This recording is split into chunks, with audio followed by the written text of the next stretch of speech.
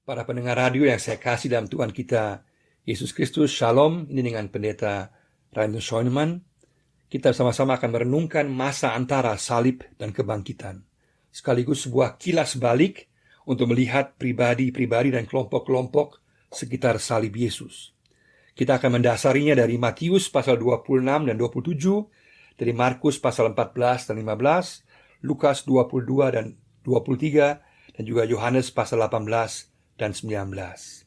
Situasi masa antara salib dan kebangkitan dipenuhi dengan kesedihan yang mendalam daripada para murid dan sahabat Yesus. Mereka sungguh-sungguh sedih melihat bagaimana Yesus mati, betapa mengerikannya, betapa kejamnya, betapa menderitanya Yesus. Sekaligus juga ada kebingungan daripada rakyat banyak, orang banyak yang melihat misteri kematian Yesus. Yesus yang mati secara berbeda daripada orang-orang yang lain. Mereka lihat ada kegelapan di siang bolong. Jam 12 siang tiba-tiba selama 3 jam ada kegelapan yang luar biasa. Mereka teringat akan peristiwa dalam Keluaran, di mana bangsa Israel keluar dari tanah Mesir, dibebaskan dari tanah Mesir. Mereka teringat ada kegelapan selama 3 hari.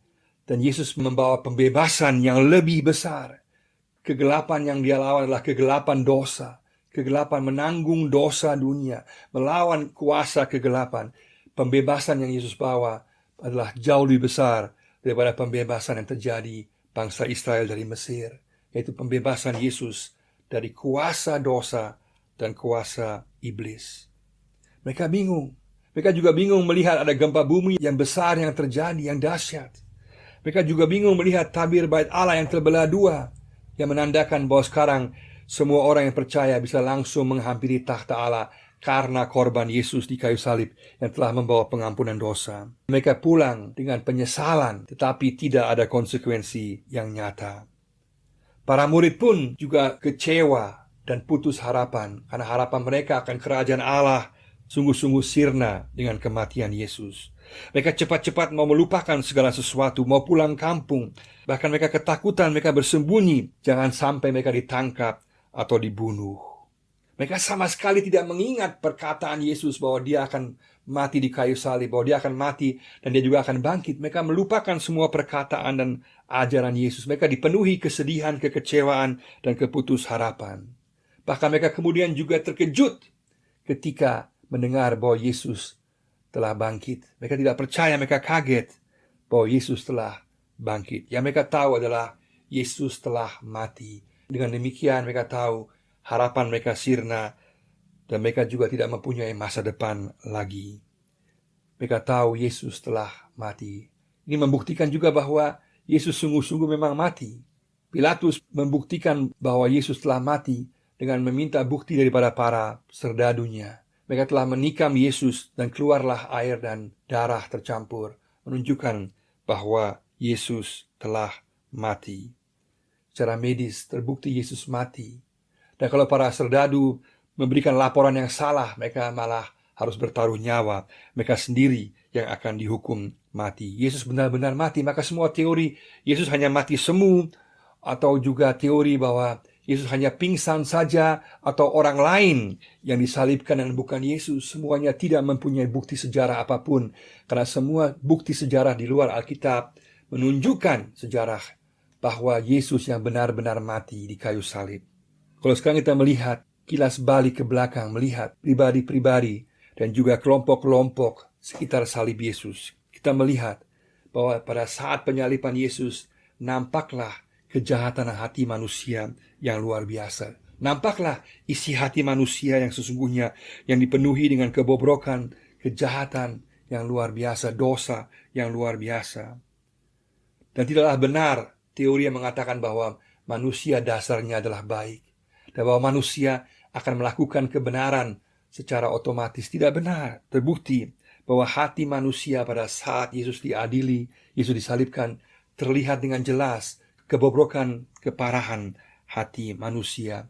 Mereka menganggap mereka mengadili Yesus, padahal sebenarnya mereka sendiri yang diadili. Mereka sendiri yang terbukti adalah orang-orang berdosa. Kita lihat di sini, ke-12 kelompok atau pribadi ini juga menunjukkan sikap kita pada masa kini. Kita juga adalah orang-orang berdosa. Kita juga adalah orang-orang yang memiliki hati yang tidak murni di hadapan Tuhan. Tetapi berita yang indah adalah bahwa untuk semua dosa ini, untuk semua kebobrokan ini, keparahan ini, Yesus telah mati. Dia telah menanggung kegelapan, kekelaman dosa kita, agar kita diampuni, diselamatkan. Luar biasa, itulah berita yang indah. Dan kalau kita lihat di sini bahwa ada 12 kelompok, 12 sikap daripada kelompok dan pribadi di sini. Kita akan lihat secara singkat 12 sikap ini. Yang pertama adalah para pemimpin agama, termasuk juga imam besar Kayafas. Mereka sungguh-sungguh munafik, iri hati, picik, dikuasai oleh kebencian yang besar. Tidak adil, mereka memakai para saksi palsu, bahkan membuat pengadilan secara singkat, kilat, tanpa bukti yang kuat. Kemudian mereka menjebak Yesus dengan licik dan juga sok rohani. Semua sifat-sifat ini, untuk ini, Yesus juga telah mati di kayu salib. Pilatus, yang kedua adalah Pilatus, seorang pengecut, pemimpin politik, pemerintahan yang pengecut, yang bersifat hanya mengamankan dirinya, kepentingan dirinya, bukan melihat keadilan. Dia mengabaikan keadilan, kebenaran. Bahkan dia menggunakan kesempatan Yesus untuk berdamai dengan Herodes sebagai bukti bahwa kemudian mereka bersahabat kembali. Bahkan kemudian dia bersifat sinis, bersifat menghina, memberikan tanda di kayu salib. Inilah raja orang Yahudi, untuk menunjukkan bahwa orang Yahudi tidak bernilai, tidak berharga, sekaligus untuk membalas dendam kepada kelompok para pemimpin agama. Untuk semua dosa ini, Yesus juga telah mati. Herodes, yang ketiga adalah Herodes, sama juga. Dia pencari sensasi yang hanya mau menunjukkan kekuasaannya. Dan ketika Yesus tidak menjawab, dia kemudian tersinggung, kemudian mengolok-olok Yesus, memakaikan Yesus juga pakaian jubah kebesaran dan menghina dia. Juga untuk dosa ini, Yesus telah mati, asal kita datang memohon pengampunan kepadanya. Para saudara Romawi, yang keempat, juga sama. Mereka penuh dengan kekejaman, tidak berperi kemanusiaan. Mereka membunuh orang dengan cara yang paling kejam yang pernah ada. Pencambukan yang luar biasa, menggunakan potongan-potongan besi dan tulang, sehingga banyak orang juga mati saat dicambuk. Kemudian diejek, dihina, dan Yesus juga harus memikul palang, bilah palangnya. Mereka sungguh-sungguh menyiksa. Bahkan kemudian mereka memaku di tangan dan kaki, di pusat-pusat syaraf yang paling menyakitkan. Mereka kemudian memberikan tumpuan kaki, supaya orang harus bernafas setengah mati untuk mencari nafas, sehingga kematian dapat terjadi selama mungkin. Sungguh-sungguh kejam. Juga untuk dosa-dosa ini, Yesus telah mati, asal kita datang memohon pengampunan kepadanya. Juga yang kelima juga rakyat yang bersifat senang atas penderitaan orang lain, yang bersifat pelin-pelan, tidak punya pendirian, hari ini berseru Hosiana, besok salibkanlah dia, yang gampang dipengaruhi. Juga untuk dosa ini, Yesus telah mati, dan juga kalau pada saat datang kepadanya, dia mengampuni kita. Juga yang keenam, penjahat di sebelah Yesus, yang mengejek Yesus, yang tidak tahu diri, yang mengatakan, kalau engkau adalah Mesias, selamatkanlah dirimu, dan selamatkanlah kami. Yang sinis, penuh penghinaan. Juga untuk dosa ini, Yesus telah mati, asal kita datang kepadanya, memohon pengampunan kepadanya. Yang ketujuh adalah para murid yang penuh dengan ketakutan, penuh dengan keputusharapan, kekecewaan. Yudas yang dikuasai oleh roh materialisme, yang dikuasai oleh suatu ideologi pembebasan.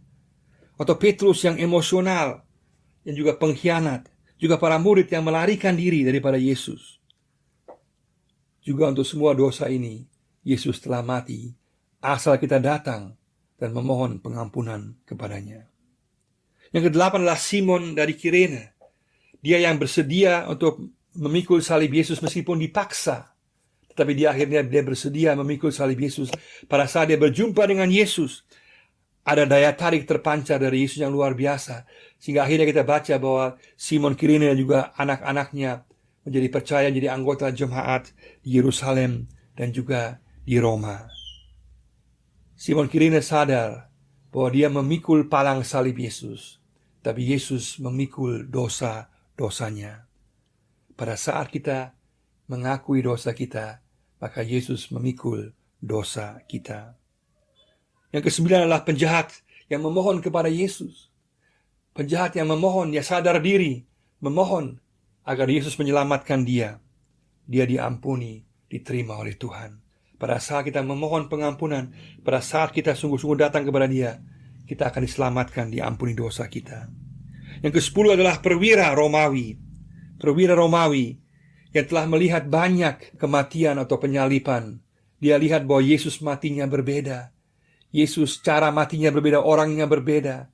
Dia lihat bahwa Yesus mati dalam keadaan sadar, dalam keadaan kekuatan penuh dia mati. Dia akhirnya mengakui sesungguhnya dia adalah anak Allah.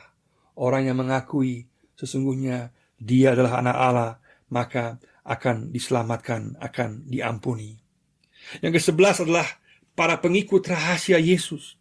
Para pengikut rahasia Yesus yang sembunyi-sembunyi, seperti Yusuf dari Arimatea yang kaya, dan juga Nikodemus yang adalah anggota mahkamah agama. Mereka tidak berani secara langsung menunjukkan sikap mereka di hadapan orang lain.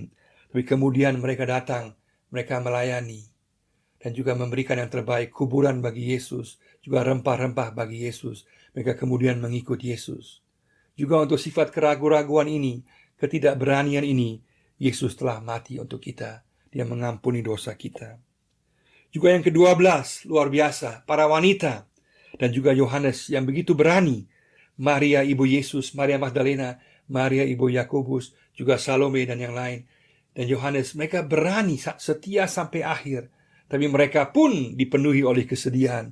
Mereka tidak percaya bahwa Yesus akan bangkit. Mereka dipenuhi oleh rasa sedih yang mendalam. Mereka berani dan setia luar biasa.